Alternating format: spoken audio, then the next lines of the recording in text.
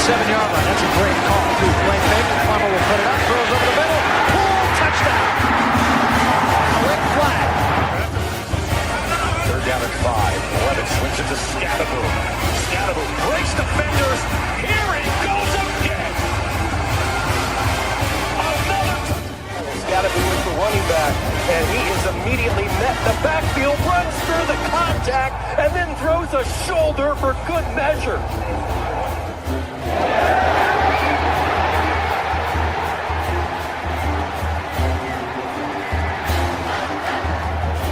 Revenge on this team this year. That is true. High in the air. Right center field. Brandon Compton. Welcome to 2025.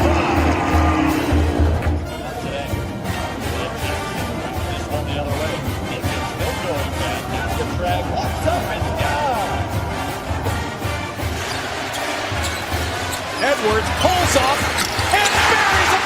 Richardson drives out for Robbie Ryan. Her 3 right on the money.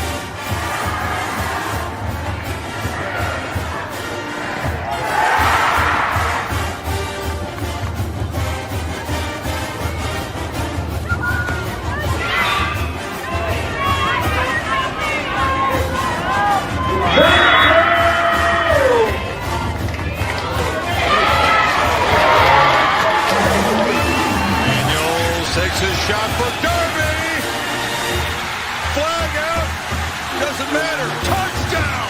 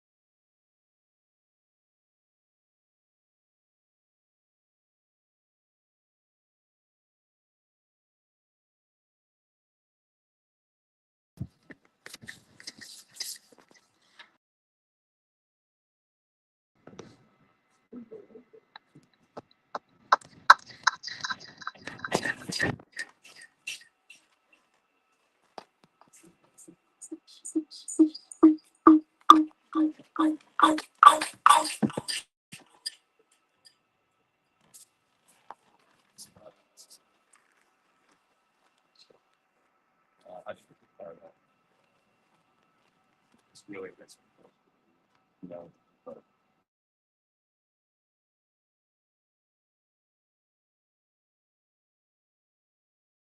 But it's like it's a new season to all that. That's everyone's pretty motivated.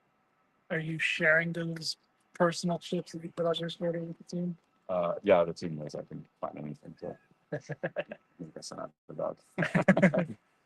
we were talking after West Virginia about some things that you still wanted to clean up, and you know, have you been successful doing that? I know you were didn't really want to go into too much detail about it, but how do you feel like the preparation is going, I guess? Yeah, I thought some of the things we were focusing on today, we did a nice job executing, and we just got to keep working on that stuff. So they kind of know what we're working on, and we got prep for 3 teams that we got to do, along with cleaning a few things up. But I thought today was a good one. It was our first practice, so West Virginia.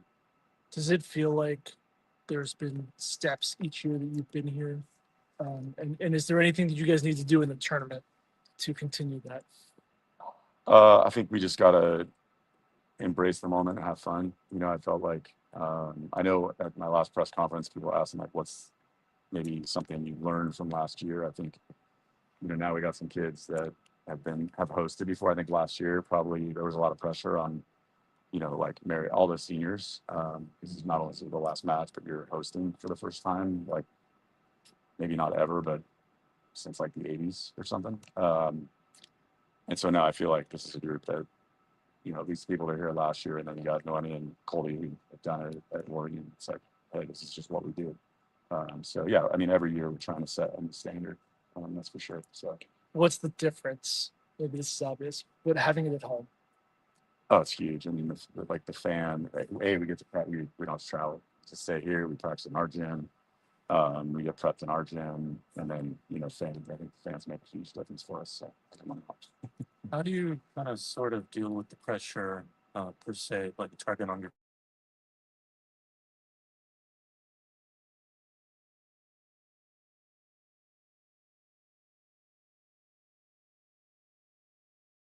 Find a way to we're the underdog. We've tried to be pretty good all season.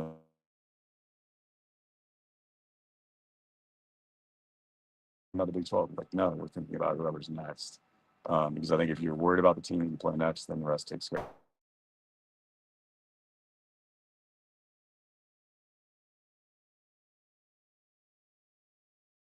We have a privilege that we go out and keep playing volleyball. These guys get to keep playing together, and every win means.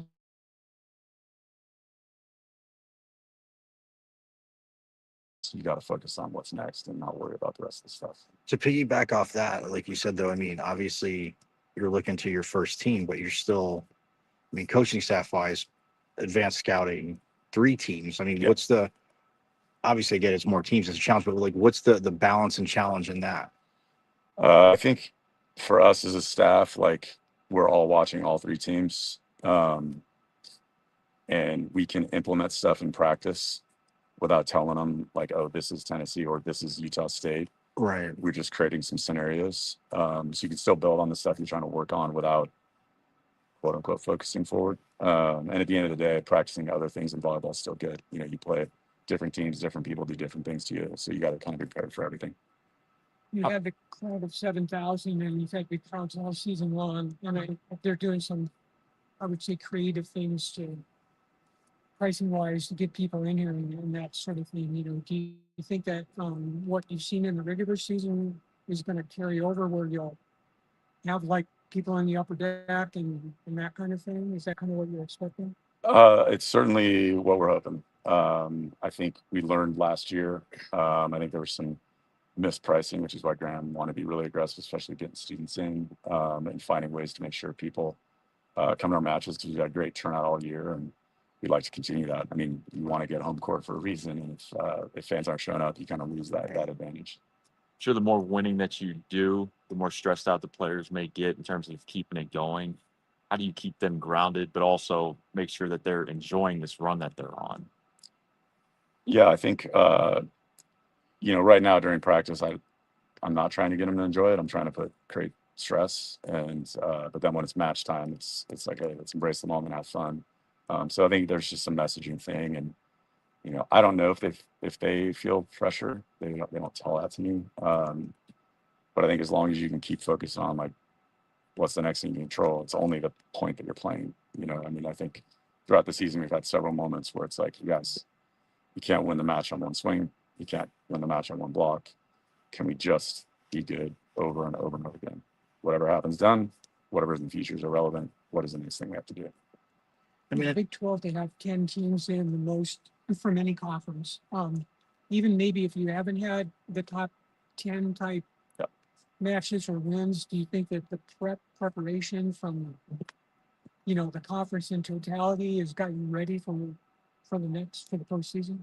Yeah, that's the hope. I thought our conference did a nice job this year. Everyone's kind of beating each other up. This was, it's a tough conference to play in, and every night if you're off, you're gonna take an L. I mean, West Virginia had wins, Cincinnati had wins, like UCF had wins, like they were all on sort of like this like bubble where they might be able to get in. And I think when you have that, it helps create some resiliency. So I do feel like we have a really resilient team. And we've had a lot of moments where we've definitely been the underdog and not expected to win, and we've been able to pull some stuff out. So hopefully we can continue that.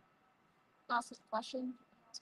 I was gonna just say off of that too, like going through the Big 12 and getting prepped. But when you look at what those teams did, like the teams you played against, like what they did from a specific standpoint, I mean, what do you, I guess, take from that? But also, like the players can draw back on. Sorry, that's what I'm trying to say. Like that they can draw back on, and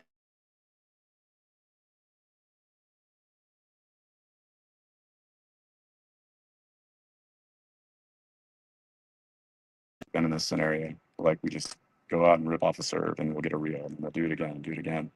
And I think you're just trying to reinforce kind of the things that they've already done. I just spoke to them, but when it comes to Kobe being drafted to the Orlando Valkyries, huge news, obviously, for the program, about a week old now. But what was your initial reaction when one of your key players on the roster went pro? It's excitement for her. She had targeted she wanted to go play pro, and she gets to live that dream, which is super cool. And so I'm excited for her. Great. We'll end it there. Thanks, everyone. All right. Thank you. Thank you, guys. See you later. And then we have Faith Graham and Nolan Glover. Faith is going to report first. Hey, Faith.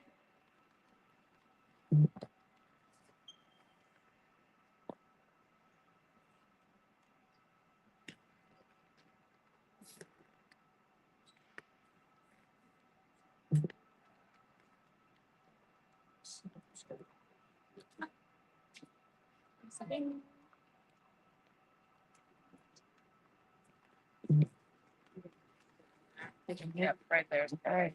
Right camera, so good. That's good. Yeah. Yep. Okay. And then we can just jump right to questions for both. Faith, what was your guys' reaction just seeing your seed and then you guys are hosting again? I think everyone was just kind of, we had idea of what we were going to see, but like you obviously never know with how it's going to go. So I think just seeing us being a second seed was really cool. And I think it's just fires us up to a certain way. So Was there an element of wanting to be a one seed? there was, but I think a lot of us went in with whatever we get, we're going to fight no matter what. All teams are going to be good. So no matter where we're at, we're going to play good teams. So just being ready for whatever. Faith, to piggyback off that though, yesterday, obviously, as you guys were watching, and I had asked Colby this too, and Bailey, that like you keep hearing the broadcaster saying, "Oh, another Big 12. Look at the Big 12. Look at the Big 12." Yeah. So from that thing, obviously, 2 seeds a phenomenal seed, but is it still maybe amongst you guys talking a little bit of a shock that you weren't a number one, because when you hear they're saying, "Look how deep and good the Big 12 was." Yeah. A little bit maybe, just because the Big 12 was so competitive and there were so many good teams. But I think all around everyone's good. So I think it's just like they did what they did and we have to be okay with it. And yeah, but it is cool to see how many Big 12 teams are in it. Just shows how competitive it was this year. And What's like, the difference for you guys being at home? I think it's a huge difference. I think having the crowd and the amount of people that have come to all the games has been huge for us. And it just fires us up to want to keep winning and show people what ASU volleyball can do. So What's the difference in practice has been like between just the regular season and now preparing for the postseason? I think it's just focusing on being intentional in everything. You're not necessarily trying to get better, but it's like doing better at what you know you're good at. And so I think just focusing on being intentional in every single rep, every single thing we do, it's game like. So Do you feel like you guys are putting ASU volleyball on the map? Is that something that's ever in your thought process? for sure. I think we for sure are. And I think people coming and posting us and just social media, like it's making it a lot bigger. And I think us continuing to win at home is putting us on the map for sure. When you say that, like posting on social media, what are you feeling? What are you seeing? I think just little girls coming here, taking pictures, and then going on their social media, being like, "The girls were so awesome and so nice." It's like, it's really cool to see that we're inspiring little girls and wanting more to come and meet us every time. So yeah. This is why you came here, right? This is what you were hoping would happen. Yeah, for sure. It's honestly like a dream come true after last year. Like I loved Cincinnati and everything about it, but I wanted to win. And that was what my conversation with JJ was we want to have a winning program. And so I think being not only in the tournament, but also being a second seed is like, I couldn't have asked for a better team and a better season so far. Still going. And then defensively, I mean, obviously being a libero, you're like setting the tone, but I know JJ talks about everybody else buying in. So from like your eyes, when you see like, you know, just crazy, insane digs and stuff like that, everybody going to the ball, but how do you feel that you've helped kind of set that defensive tempo this year? Yeah, I think we all have like a you always go mindset. And everyone's really good about that in our gym. And if you're not going, there's going to be a punishment. And we all know that. And so I think just me making sure I'm always doing that. If I'm going to say we have a standard of you always go, then I'm always going to be going.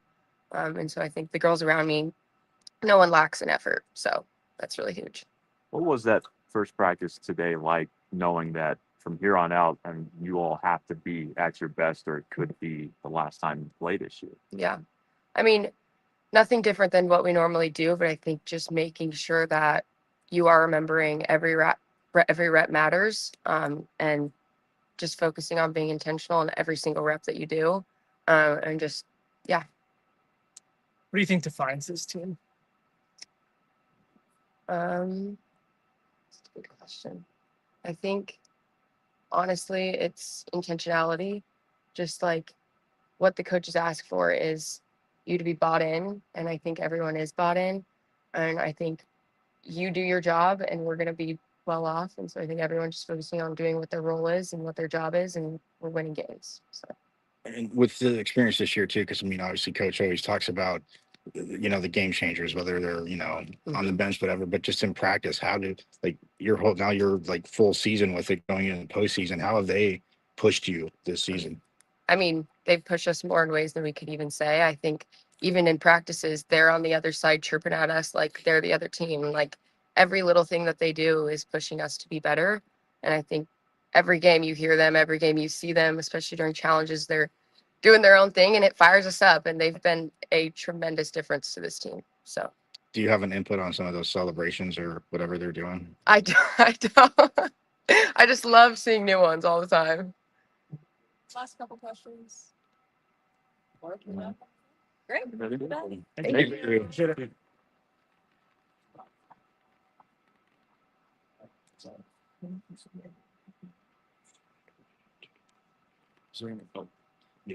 Is there anyone else to start? This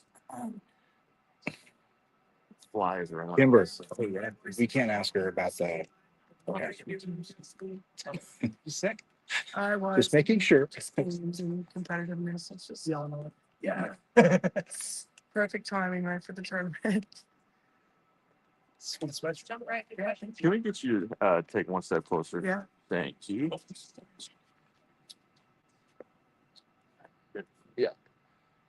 No, I mean you went through this at Oregon. So, what do you think the experience was, the coaching experience there that you can bring? You know, here? I think just really taking it one game at a time and, bringing your best foot forward for every match. And then once it's over, you wipe it.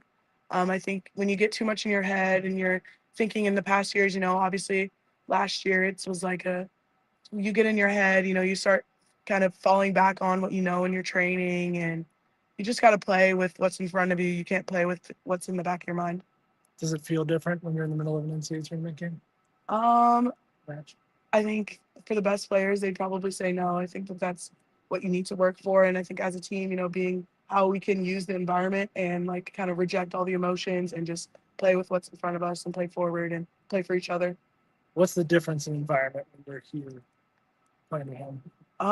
The environment in here is just fun. I think with all of us, we have our family, we have our support systems, we have the student section and everyone's cheering, getting hyped up. And I think obviously away in the tournament, maybe there's different colors around that everyone's wearing. And I think that that's really it. I think we have our voice, we have each other, and that's all we can really fall back on because, our family, our support will be traveling with us as well. Was there any sort of disappointment within the team for not getting the #1 seed, given how good you guys have been this season? No disappointment whatsoever. We know that there's a lot of great teams in NCAA. I think the intensity of everyone is really just going to reach new levels, and it's going to be hard to get those #1 seeds, and I think those #1 teams that deserve those. JJ said that he believes you should be Pac-12 Player of the Year. Baseball. Yeah, I mean Big 12. Sorry, Big 12. But if that happens, what would that mean to you? It would just mean a lot. I think I came in here as a transfer and I wanted to make an impact at the next program. I wanted to work for my team and I wanted to work for the girls and just for everyone that we see that supports us throughout the year. So I think if that honor would just be really cool to represent my team in that way. What do you think defines this team? How would you describe what makes you guys so good? I would just say the connections that we have. I think that it's really fun to know that everyone is connected and everyone has their goal that we're working for as a team, and that we just play together and we have fun and just put it all out there for each other. And then going through, obviously, I mean, you guys got here maybe in two different ways, but you and Colby being teammates up there and coming down there, how cool is it to go through this with her transferring here with you? It's amazing. She's a very dynamic attacker. She's a very big blocker. She has a lot of strengths that would have helped our team throughout the season. And I think in this new season, we really will need her for experience and just, again, energy. We have some new players who have not been to the tournament before. And then we have Colby, who's been through this all 5 years of her college career. So just having that, again, consistent, steady energy that can bring that excitement and newness kind of down to another level and know that it is just another volleyball game. Like we've done this. So we just have to win without all the distractions of the tournament life. Can you talk about each of the setters and how the job they've done running the 6-2 to get all the hitters out there? Yes, it's one of the hardest jobs, to have so many different hitters, different attackers, and they're balancing the load amazingly, very seamless. And I think that they just really work together how we can bring the best to our hitters. And I think it's a very selfish job to have of being able to, no matter who's in, we're giving our best to each other and we're just putting it all out there. I think Bryn has that experience of Sun Devil culture, how to run the offense. Like she's been taught by JJ for a few years now. And, Sid's coming in with some new intense energy and she's just bringing her all, it's her senior season as well. So she came in, she knows she wants to be at a high level program and she's done it amazingly. And I think through the tournament, it's just going to be a great opportunity for all of us to, have our run in the tournament. To piggyback off like what Jeff was saying about like the attackers, coach had mentioned that. I mean, throughout the season, but even like yesterday, he was talking about that and whether they're rolling to you and so many people putting it down. I mean, just from your eyes, whether you're putting it down or it's just moving around, how frustrated did you just feel teams getting because they can't really set their block or I mean what they want to do, but you have so many players delivering. Yeah, I think that's just a great example of execution on our part. We have to all be on. We have to all be looking at what looks we have, whether it's a double block, one blocker up, a moving block, a diving block. So just being able to identify what's in front of us and then, taking away, putting the ball down. I think that is an amazing part of a balanced offense. You see it with some of the top teams. You see how different teams run their systems. And I think as much as you can be spread, be diverse, have everyone able to score. Like if you have 3 players in double-digit kills, or you have 1 player with 30 points, like you would take that 3 players with individual with their different locations. So, and it's a harder scheme, but if you're on and even if there's double block up and you can put the ball away, we're going to give you the ball as many times as you can. If you score, you don't score, then find a way from there. JJ said he's really good at finding ways to create the idea that you guys are an underdog no matter what. How do you see him do that? I think that it's just the truth. You can have a good game back in the past, but it's a new season now, so people are coming for your throats, and you have to know what you can do as a program to push yourself ahead of the others. And we're starting from down below, and just got to pick our way up and fight, scrap hard, be relentless on defense, put it all out there on the serve and pass and just win that game, so as much as we can get ahead and pull ahead of those teams, and I think that will make us be successful. Because you're so fast, when you run that runaround play with Sydney, what's that like? I mean, do you love that play, or how do you feel running that play? I love it. I think it's fun to be in the peripheral of seeing how the passers are getting the ball up. So you have that ability to run, read, see what the blockers are doing from farther away, seeing what the defenders are doing even behind the blockers. So it gets a lot of vision. Got to keep your eye on the ball, because last year in the Sweet 16 I did get hit with the ball in the 5th set against Pitt. So you got to keep your eye on the ball, because I think that is a scheme. If a server's back there, like, all right, go dot her. So you got to keep your eye on the ball. I've been working on my speed, so trying to get up there, trying to get to 20 miles per hour, get around, and obviously you have a big runway, and that's a big part of getting a big high contact point on your hip. And then obviously defense leading to offense, but just how do you feel that, I mean, like Faith and just in general, the defense has kind of set that? I know obviously coach stresses it a lot, but you get to balls and you're at the net, you got to feel teams probably getting really frustrated on their side. Like, is there an extra player on the court? Because nothing seems to hit the court. But how do you feel the defense has grown? Yeah, that's our goal for us, in this tournament. I think they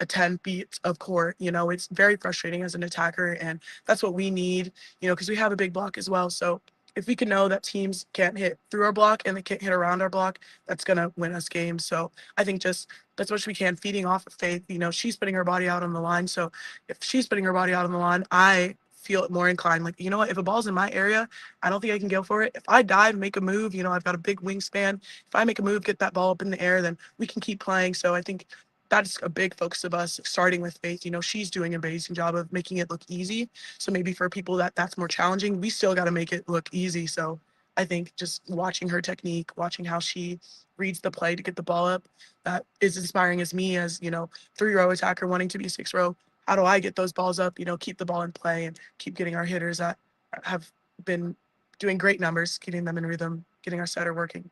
Coach has been preaching it to us, and I'm sure to you guys as well, that you guys want to be like next matchup mentality kind of thing, not looking too far in the future. But going into the tournament, you guys are the 2nd seed. So how are you guys balancing kind of, such a high seed with also trying to have that underdog mentality every time you step on the floor? I think JJ does a really good job of, telling us this is what we were ranked, but push it away, just taking it as the match that you're going to play. Anybody can win any game. That's why we play games. So I think instead of just taking it as a rank, taking it as the upper hand, like, you're going to win this game if you play how you play. So I think that is a big part of, on the offensive side, we know who we are as attackers. We know what we are as blocking schemes. We know what we are defensively. That's why we've gotten this seed. So, putting that when we go into matches, and then using that as how, if a team is ranked in the higher seeds, what are the things they're doing that are successful, and how we can frustrate them into maybe going in a different direction that will make them lose. Is that right, what you said, 20 miles an hour? Is that how fast? No, 18 miles per hour. 18 miles an hour. You're trying to get to. Yeah, that's the goal, to get up there to 20. But yeah, we've tested, and I think that there's 18 miles per hour.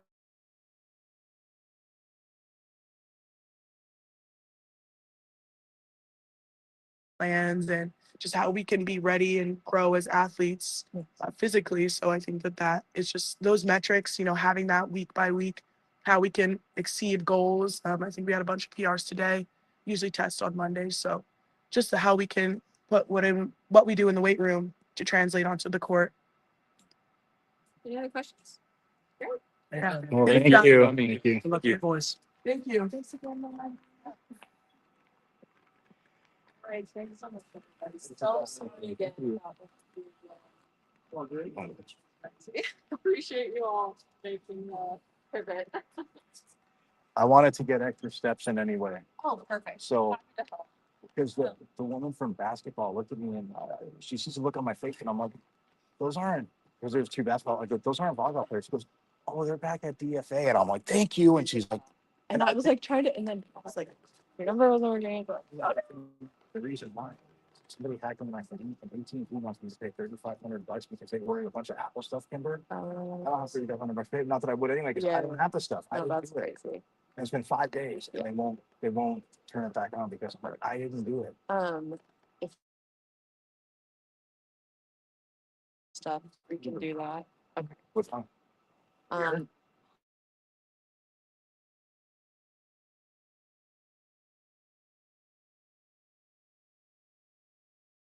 So I checked yesterday during the day, and it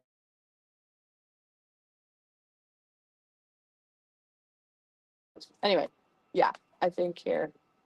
So yeah, if you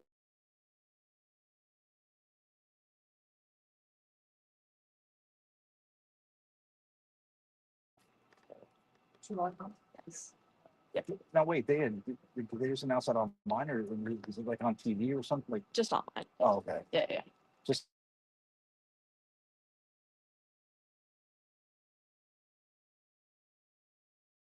like, does K-State or Kansas bid on that? Is that their bid? I don't know if you. No, actually. Oh, because I said it, I guess I fibbed on the Think- show. Like, I don't tell the right times. I said, I think Kansas or Kansas State, but no. Yeah. I think so, honestly, but I'm not sure. Because it's not like basketball.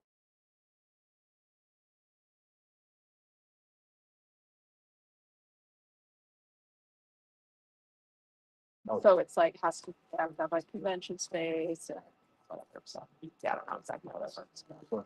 Okay, cool. Yeah. All right.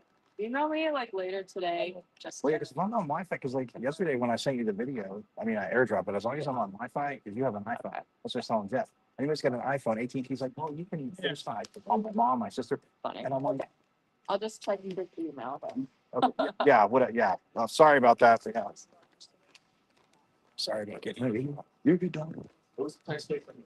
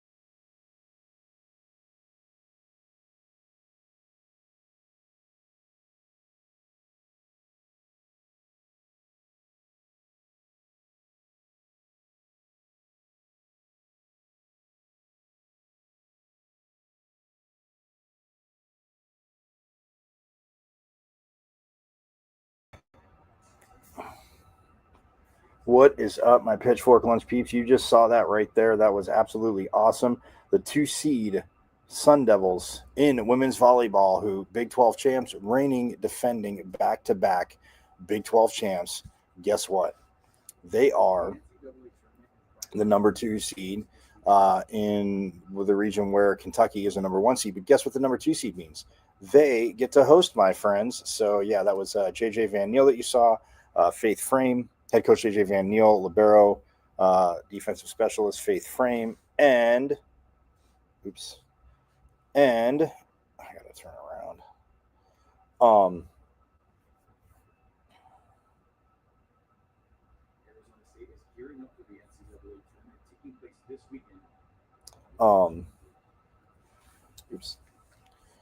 Set this up a little. Don't need this on camera. Anyway, hey, I'm going to take a quick break, turn around, reset, and we shall go from there. But be right back. Volleyball, football, hockey, Territorial Cup. Yes, it was a bummer. Yes, we'll talk about it. I'm not just ignoring it. People down south. So, yes, take a quick break, reset, be right back.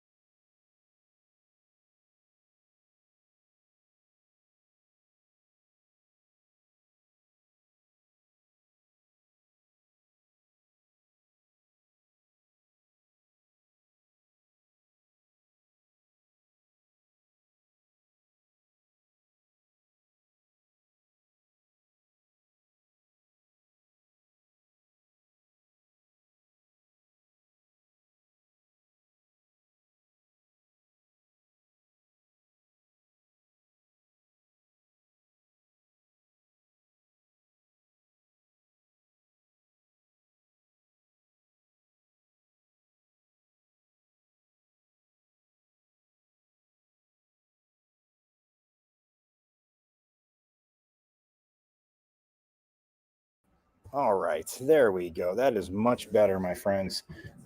As again, we are back. I'm here actually at DFA, as you guys saw. Wrapping up as the volleyball team. You saw it on the way in the show that again, this team, again, absolutely awesome. What they were able to do, what they've done all season long. 17-1 in the Big 12, 10 Big 12 teams in the tournament. And look, I asked the players, you guys heard it. We'll actually hear from Bailey Miller and Jillian Neal as well. And I asked Coach Van Neal about this. He was asked today, you heard it, but I asked him yesterday. I'm going to get to that because, look, this team, what they've done, again, 34-2 in 2 seasons in the Big 12. The 2 teams that have picked them off, Baylor last year, the cricket game, the Crickets. Yes, you guys have watched Pitchfork Lunch, and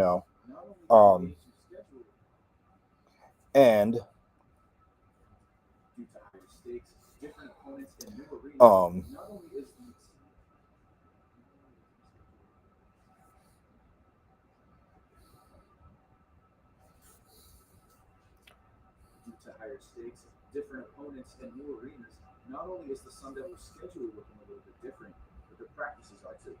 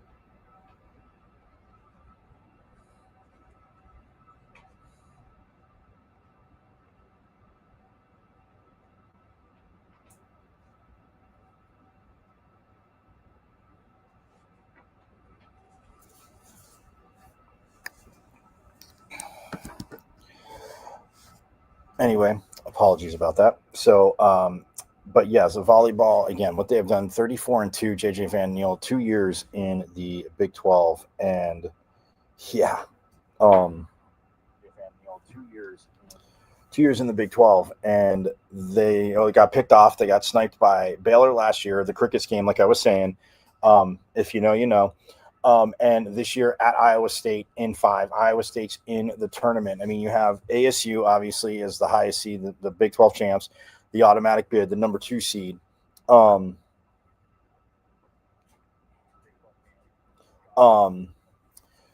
also have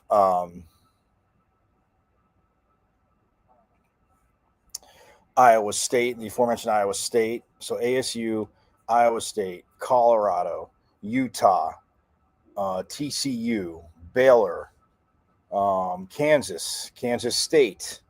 Man,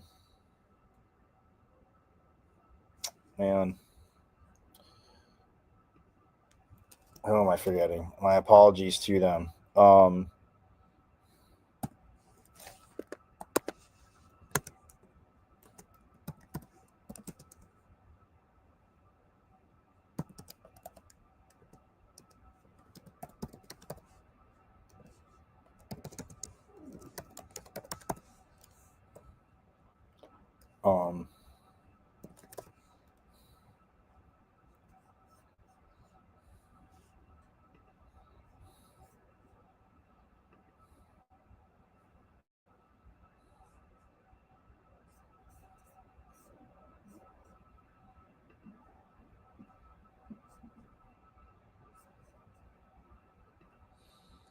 And then as we look at the bracket, so yeah, let's see. We have, well, I'll just list them as I see them. Kansas State, Kansas. Yeah, both Kansas schools got there. TCU. I did forget TCU, so that was one. So there's 3. And then Baylor, Iowa State,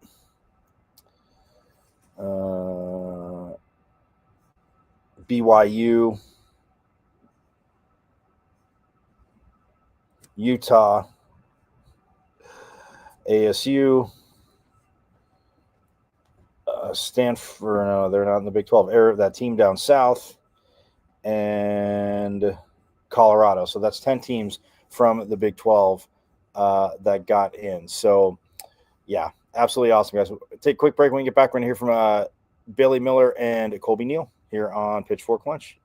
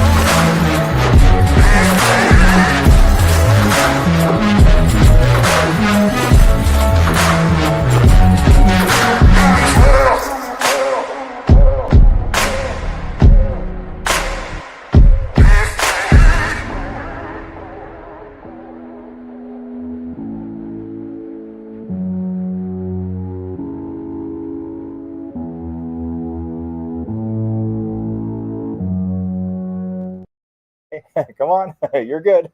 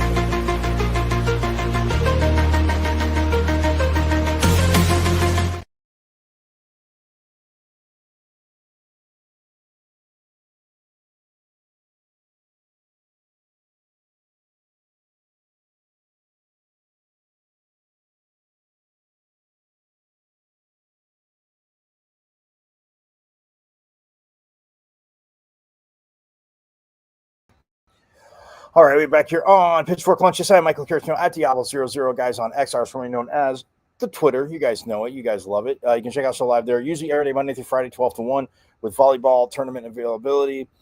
And it changes scenery, whatever, doesn't matter. We're going a little bit later, so that's fine. But what I was going to say to you is you can check us live there, Monday through Friday, 12 to 1. Tomorrow we'll be back, same bat time, same bat channel, all that good stuff. But you can go to my IG as well, michael.carrotenuto.5, as you see my name on the bottom of the screen. And yeah, pretty easy. So you can you just see that, but add a dot, and then it's on IG. And then YouTube, guys, go to YouTube, watch live, but then subscribe to the channel because, again, you missed these awesome interviews here with the number 2 seeded Lady Sun Devils as the women get set, I should say the women's Sun Devils, as they get set to, again, host. And, this is who they have.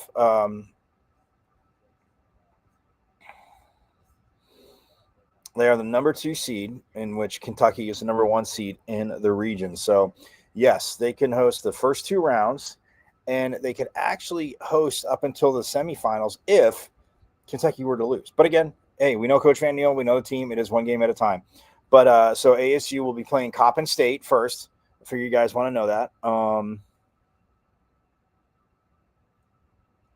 On Thursday, and that is at 7 p.m. here at DFA. I will, or Mountain. Yeah. 7 p.m. Says Mountain there. Perfect. So 7 p.m. Thursday.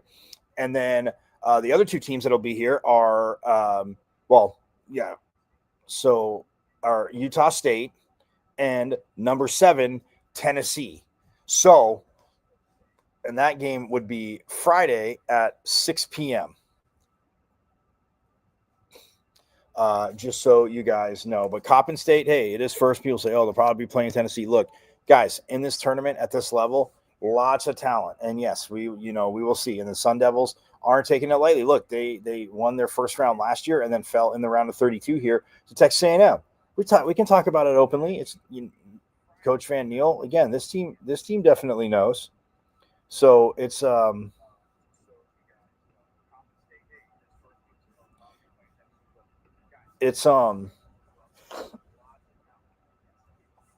again, that's awesome. They're hosting. Awards are coming out tomorrow, guys. You ready? Hey, I already give you my predictions. You know it. I think Noemi Glover.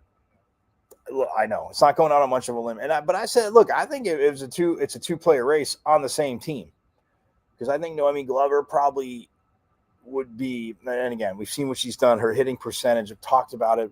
But the player we're about to hear from, Bailey Miller, I mean, a 6 rotation player, what she's done defensively, what she's done in kills, being second behind Noemi. And Noemi, I mean, again, how her game has amped up as well, too. So, look, no matter what, a Sun Devil should be player of the year. Yeah, call me a homer or not. I don't care. At Diablo00 on X, you see it right there, Michael.Carrotino.5 on IG, my YouTube channel, whatever you guys want to do, you call me a homer. But I'm just saying it's a 2-player race. Glover, Miller, both Sun Devils, both look, and if both aren't on the first team for the all Big 12, like, I'm sorry, like, that to me is a travesty. And I know people say, and look, there are very good teams. They're talented. I brought it to you, a lot of it to you all season long, regular season long. I know you guys know this, but man,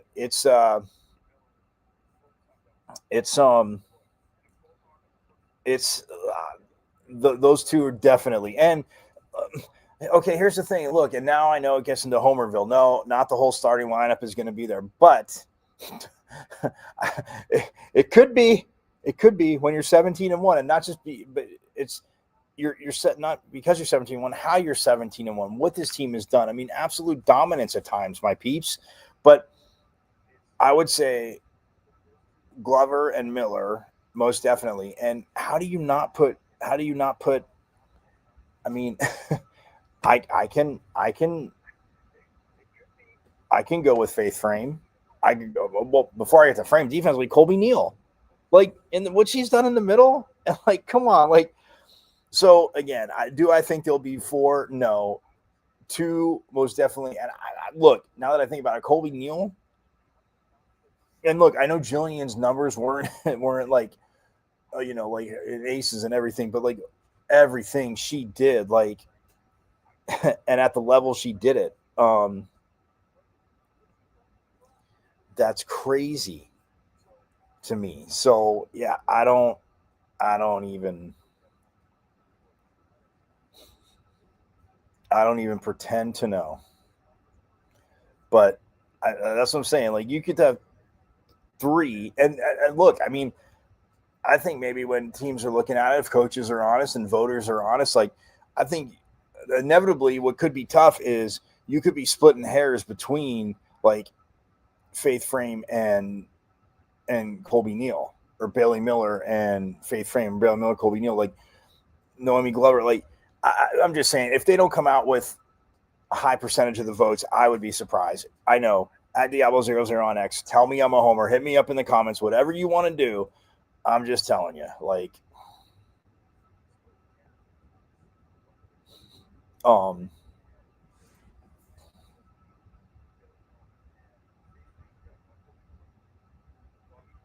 yeah, I'm just telling you because it's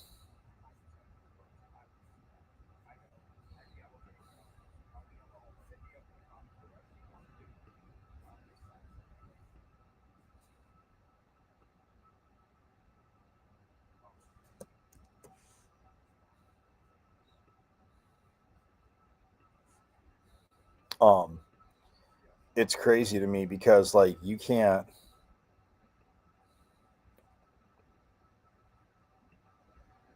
It's you could have 4. I'm just saying, like, and then the second team, like, okay, so if we go to second team, if she's not on the first team, Faith Frame, I think definitely deserves it. I mean, Colby Neal, I don't know. I think Colby Neal's a first teamer. I don't. Again, I don't control the vote. And again, you have, looking at the whole conference, look, there is a plethora of talent. So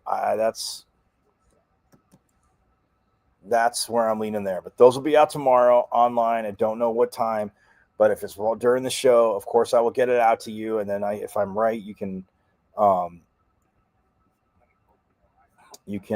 brag to me and tell me how right I am, or if I'm completely off my rocker. Although, look, if the 17-1 team, and again, you can't do that because, I mean, like, Kansas had a phenomenal year. Obviously, Colorado, like I mentioned, all those teams: Iowa State, Utah, TCU, Baylor, ASU, obviously. So it's like, I mean, look, it'll be interesting, but I gotta say, in my heart, I believe Glover and Miller are first teamers. And I think they're, again, player of the year vote. I think they're maybe when you watch, and people that understand the game a lot more than I do, and I understand it decently. Um,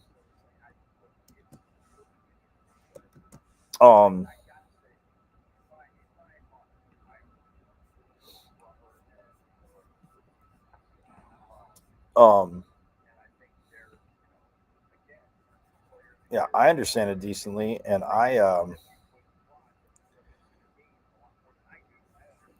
that's how I see it. So, and Colby, I think Colby Neal's got to be there. Like, I mean, look, you could have 2 on the first team, 2 or 3 on the second team.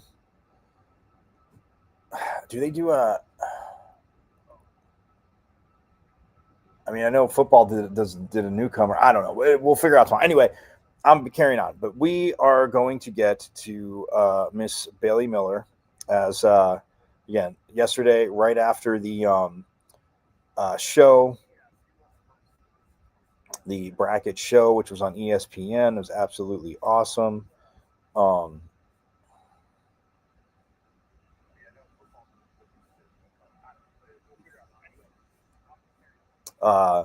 We caught up with Bailey Miller and Colby Neal. So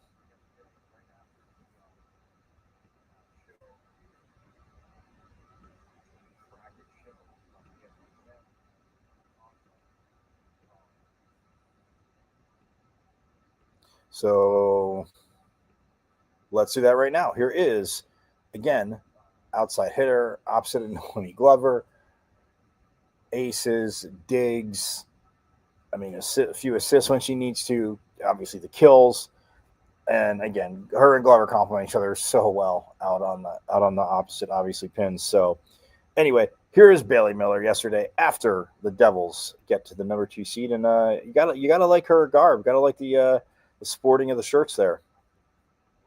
Guys, congrats on getting the number 2 seed in the tournament. What is your initial reaction during this process? Yeah, I think we're really grateful and just excited for what's to come. I think no matter who we are going to play, we're going to be ready to go. So just taking the next couple days to watch film, get ready, work on the little things so that we're prepared for anyone. You know, I'm sure the fact that you guys had the automatic buy-in didn't make the waiting till the very last call any easier. What were your emotions as the event kept going on? Yeah, I think we were all just getting antsy because we just wanted to know, like, you know, what was going to happen, who we were going to play, but, you know, having the assurance that we're going to be in it no matter what was definitely nice. But yeah, I think everybody's happy. It's cool to see, you know, all the things and who's going to play who and what's going to happen, so it was exciting. And I just asked Colby, I mean, obviously you got to roll the ball out and play in a number 2 seed's a phenomenal seed, but when you keep hearing the broadcast team saying, oh, the Big 12, look at the Big 12 again. I mean, do you feel you were pretty close to that number one seed?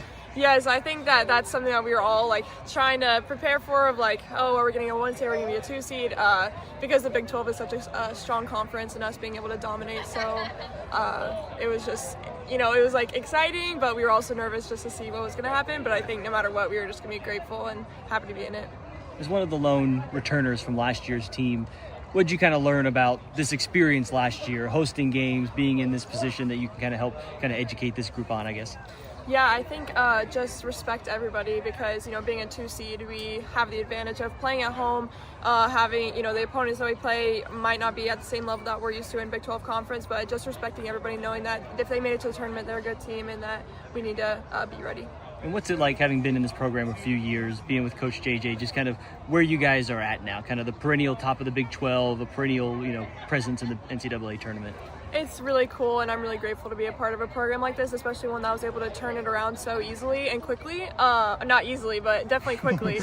I mean, it may seem like that from an outside point, but we spent a lot of work getting here, and so I think JJ's just done such a great job with us and with me and my growth personally, and I think a lot of people would say the same thing.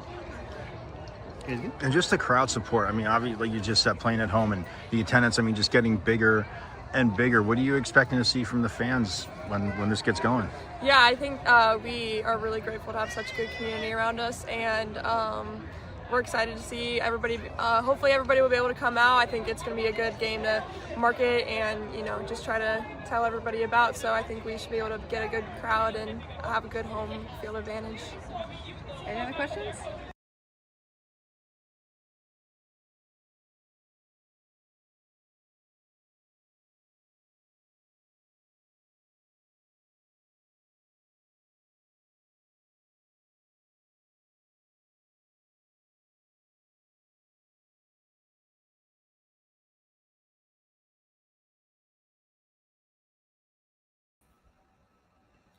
And there you go. You heard Bailey Miller right there. Very excited.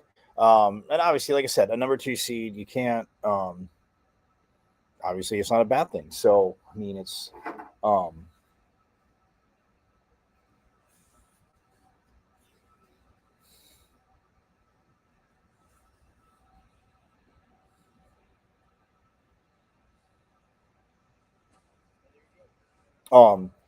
but yeah, like I said, I mean, the number 2 seed, it's absolutely awesome.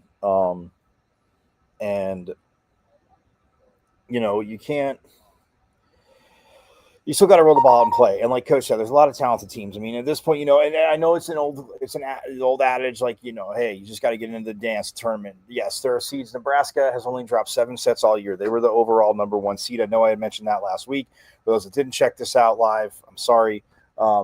If you didn't know, maybe I mentioned it when you were watching, but yeah, Nebraska, I mean, they've only dropped, I think, 1 set in Big Ten play. But I think 7 sets, they said, all season long. So that, my friends, I mean, that is just insane. Absolutely insane. Because, I mean, just think about that. 7 sets in, you know, what did they play? 35 games. I'd have to look. Does it have the team's records? No, of course. Why would it have their records? But I wonder if I click on.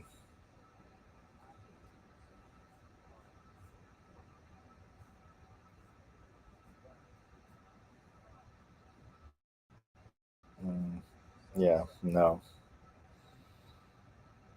We'll just go back to that. But yeah, 7 sets all year for Nebraska. So that in and of itself, my friends, is crazy. Just because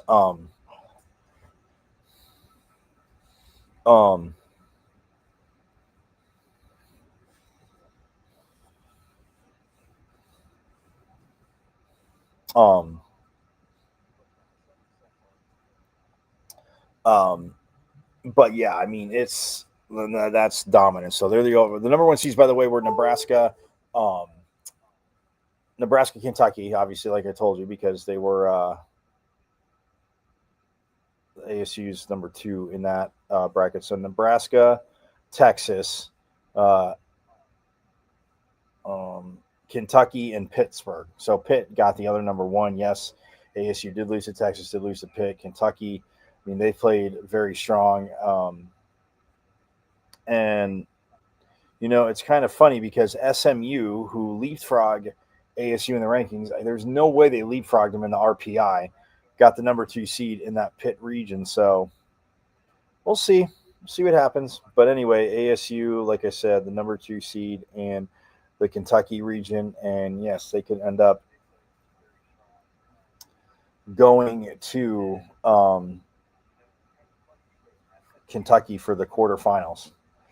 So Kentucky would host that, and then Kansas City is where the championship's at. So anywho, yeah, but let's get to Colby Neal, and we'll end the show on that. Tomorrow I'm going to talk so much more Territorial Cup.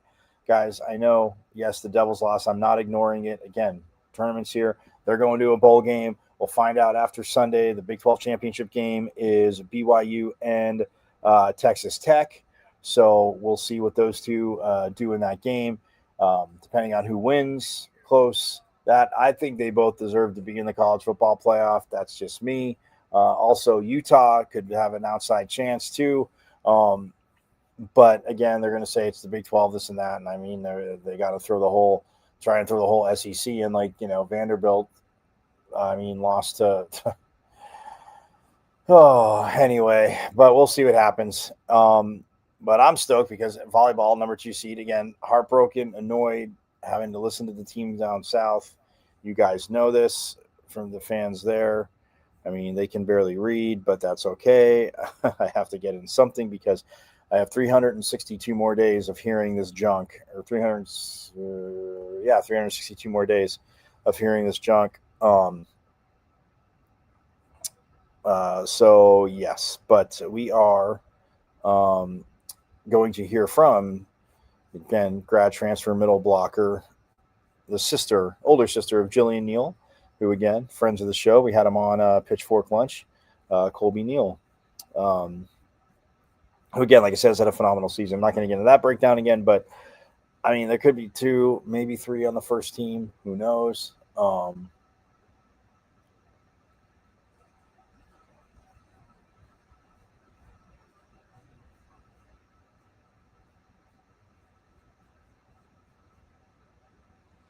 But let's see.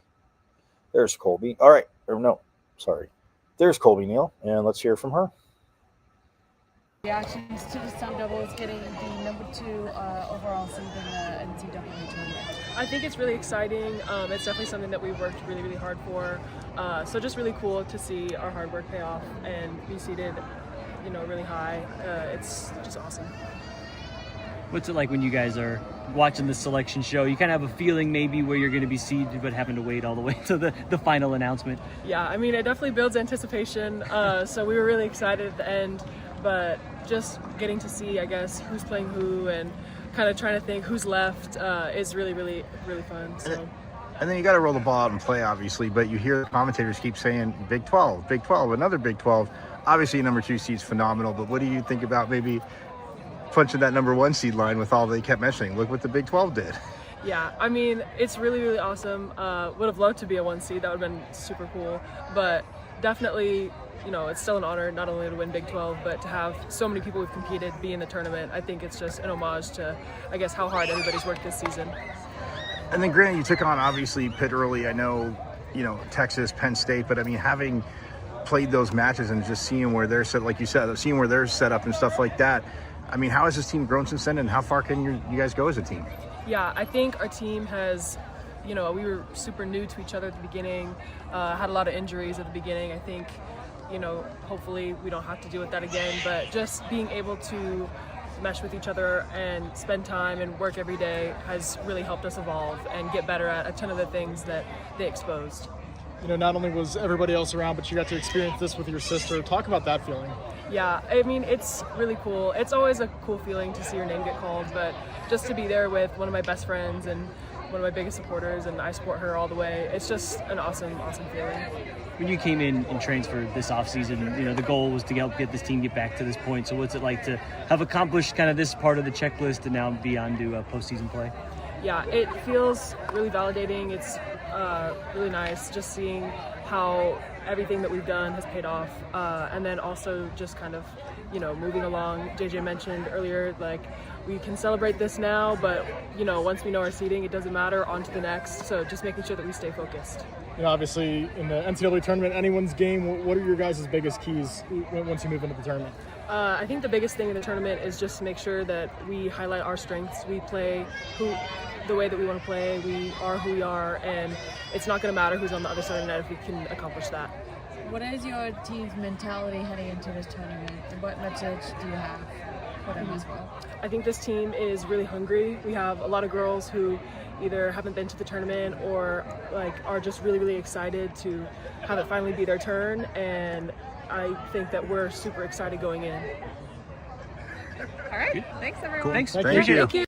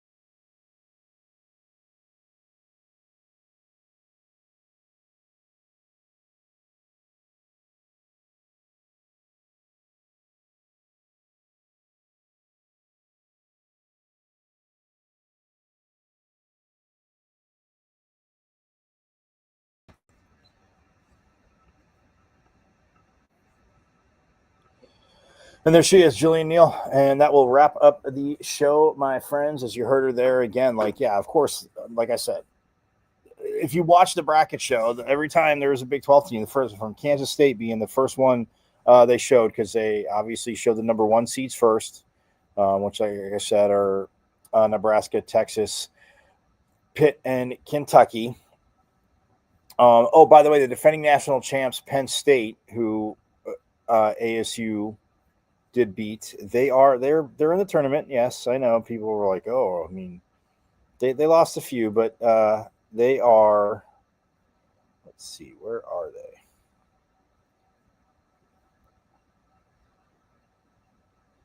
By the way, the team down south plays 7-seed South Dakota State. South Dakota State, they won their conference tournament. I think they won the regular season as well, they were saying too. But yeah, the team down south plays South Dakota State. And that's actually in familiar territory because Stanford is the number 2 seed, and they will be in Stanford in Palo Alto, as Stanford will take on Utah Valley that first round on Friday. And Arizona will take on South Dakota State. Where is Penn State, who is an 8 seed, defending national champs, are an 8 seed. They would actually play Texas. They could play Texas in the second round. They have South Florida, and Texas has Florida A&M. So little heads up. But the Devils, most importantly, as I told you guys, the number 2 seed Devils, Coppin State. And then that's Thursday at 7, and then Friday at 6, they would play Tennessee and Utah, or the winner of Tennessee, Utah State, Friday at 6. So that is that. But yes, Territorial Cup, they won. I know it is Monday. I'm not avoiding it. We will get deeper into it tomorrow. We're also going to have a guest on the show from this volleyball team that we haven't had on before. So yes, we've talked to Bailey Miller. Yes, we've talked to Jillian and Colby Neal, and obviously sound from players throughout the season and now. So yes, very, very, very, very awesome. So we will have a guest. You're going to have to tune in to see who it is. But again, a person that could make a postseason team. But we'll see. But yes, and props, man, forks up to hockey as well. Coach Powers' team, 2 just gritty overtime wins against Ohio State, sent the Buckeyes packing. Jeff Lowry, that was for you. Beautiful thing to see. Sweeping Ohio State Saturday. I was there. It was an overtime. They were down 2-0, and then 2-1, and then 3-1, and then 3-2. And then tied it up at 3. Thought they had the winner in regulation with about 1:35 left to go. It was reviewed. There was a high stick. Colin Potter, he said he felt like his stick was low. Yes, if they freeze the frame and the stick is there. Again, and I say freezing the frame, I know you're going to think real quick I sound condescending. If it's a high stick, it's a high stick. But Colin Potter gets the freaking winning goal in overtime. Absolutely awesome. Beautiful pass from Cruz Lucius. This hockey team, again, 2 in a row, what they needed. And they got a bye this week, so that's good for them. And then they'll head to, I want to say they'll head to Minnesota Duluth after that. But we'll talk about that tomorrow. Again, forks up to Coach Powers in hockey. Again, forks up Coach Dillingham.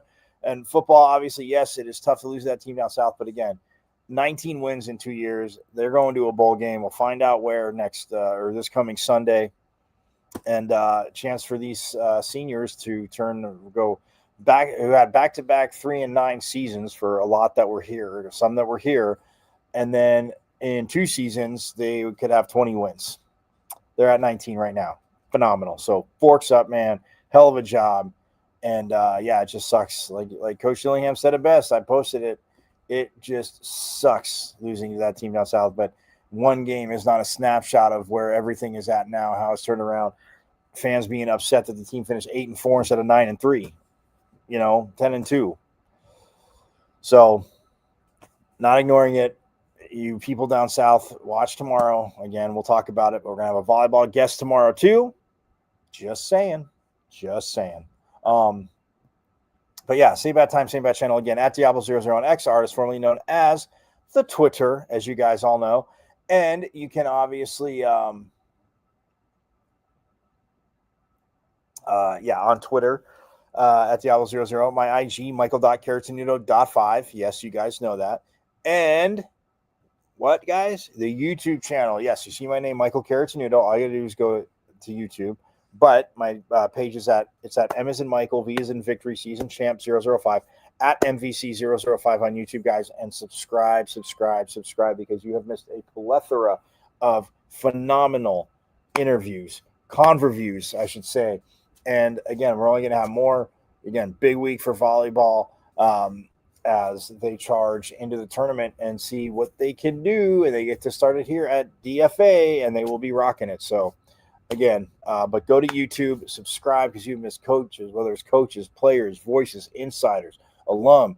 Talk to, obviously, been around Gramercini a little bit because of the Big 12 championship, Big 12 trophy that was delivered here finally on the last day of the regular season, even though they already wrapped it up. But they beat West Virginia in 4, and then got the trophy celebration here again on the court. Absolutely phenomenal. Bumped into Mary Schroll, yes, the phenomenal local kid, but the transferred back here with the libero, and she I said to her, hey, I go, look where she started. And so, again, awesome to see her and Argentina Ung have been around the team a lot. So that is awesome to see, my friends. But go to YouTube. Again, all of it. Again, it's at M as in Michael, V as in Victory, Season Champ 005, at MVC005 on YouTube. And watch live, but subscribe away. So I will see you tomorrow. Same bad time, same bad channel, 12 to 1. And everybody have a nice rest of your Monday. I will see you tomorrow on Spicy Taco Tuesday. Have a phenomenal day. And you guys know it. And it is hashtag our state. Thanks to back-to-back reigning Big 12 champs, Son of Women's Volleyball, for reminding me of that last year and keeping it going this year. It is hashtag our state. Team down south. Hey, you won the football game, but we've rocked you in volleyball. Soccer was a draw. But you're going to get we're coming. Hashtag our state. And you guys know it. Go Devils. But as always, forks up. I went to Arizona State. Right. I'm a Sun Devil, man. The 27-yard line. That's a great call. Two playmaker. Plummer will put it up. Throws over the middle. Poole, touchdown. Red flag. 3rd down and 5. 11 swings it to Scadaboo. Scadaboo breaks defenders. Here he goes again. Scadaboo is the running back, and he is immediately met. The backfield runs through the contact and then throws a shoulder for good measure.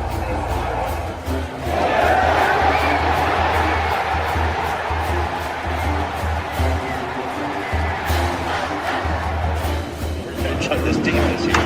That is true. High in the air. Right center field. Brandon Compton. Welcome to 2025. This one the other way. Still going back. That's the drag. Walks up and down. Edwards pulls off and buries it. Richardson drives out for Robbie Ryan. Her 3 right on the money.